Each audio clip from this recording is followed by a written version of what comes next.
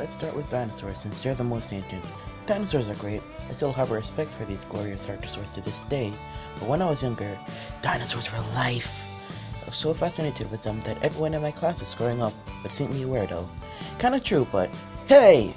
In high school, I did mention that I had a thing for dinosaurs.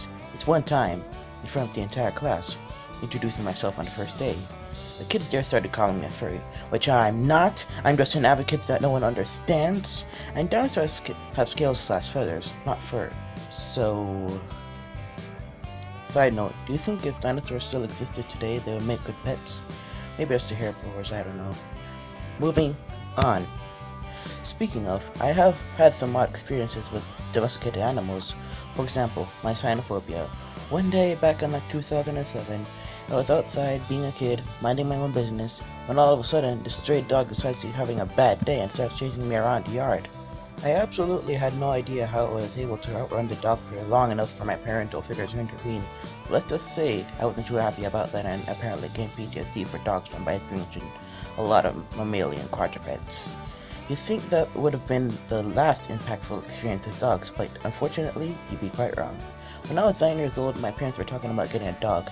Obviously, I protested against it, but they got him anyway. At first, I wanted nothing to do with him. Eventually, we named him Wolf, no relation, and he lived in the washroom beside of the kitchen, separated by a few planks making a wall. Eventually, though, he became an outside dog. It's for the better, so I could enter the kitchen again without being paranoid that he would find a way to destroy the only thing separating us. We eventually got closer to our interactions through the gate, him outside, me inside. He's still a good doggo, but some nights I'd be walking past and Wolf would just start barking at me while I hold the wall in a fair. Good times. Right, no relation? Oh wait, you're an outside dog. Fish are cool too. My family always had at least one pet at any given point in time. Before it was Wolf, it was a fish, and they still live with us. Obviously not the same fish since 2010. I indicated my sticky notes just said to mention my fish. I had a hamster once too. His name was Woodchuck. This was a while before the wolf days. I, and probably my sister too, were getting tired of the same old fish in the house. We wanted a more interesting pet. A mammal. So we got a hamster. Now as little kids, my sister and I weren't avid pet owners, so we kinda watched them and interacted with them through the cage. We were also afraid to feed him. One day we got a newer, cooler cage to make him happier. One night though, Woodchuck just decided he was having a bad time and just broke out! My sister and I were devastated.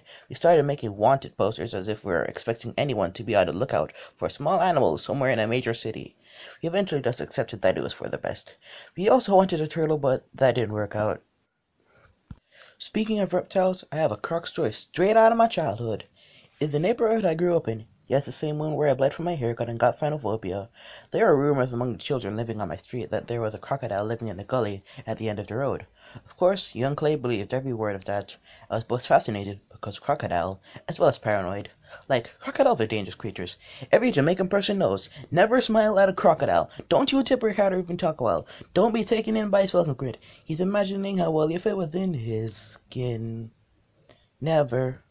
Speaking of aquatic animals, I've always been ever so slightly thalassophobic. If the vastness of the undiscovered great blue doesn't get you, then it's what lurks inside. My mother, though, didn't really respect this. Whenever we would go to the beach, she would force me to sit down by the water and enjoy my time there. I honestly preferred to stay on the sand for good measure, no matter how much she would berate me for being a wuss. Hey, I don't know what might touch my foot. There could be an entire food chain in action down there, and I would never know.